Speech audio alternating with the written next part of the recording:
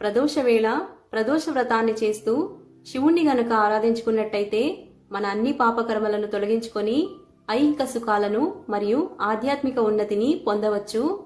ప్రదోష వ్రతం ఎప్పుడు చేయాలి, ఎలా చేయాలి, ఎందుకు చేయాలి, చేస్తే ఏం ఫలితం అన్నది ఇప్పుడు చూద్దాం. ప్రదోష వేళ అంటే సాయంకాలం మరియు రాత్రి గడియలు కలిసే వేళ, అంటే సూర్యాస్తమం తర్వాత ఇంచుమించు 45 నిమిషాలు.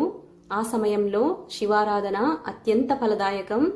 శుక్లపక్ష త్రయోదశి తిథి, కృష్ణపక్ష త్రయోదశి తిథి ఆ ప్రదోష వేళ పడినట్టయితే ప్రదోష వ్రతాన్ని ఆరంభించడానికి అది మంచి ముహూర్తమని శాస్త్రాలు చెప్తున్నాయండి. ప్రదోష వేళ ద్వాదశి మరియు త్రయోదశి కలిసినట్టయితే అది కూడా ప్రదోష వ్రతాన్ని ఆరంభించడానికి మంచి ముహూర్తమని చెప్తారు. అలానే కార్తీక మాసంలో పూర్తి రోజంతా త్రయోదశి గడియలుండి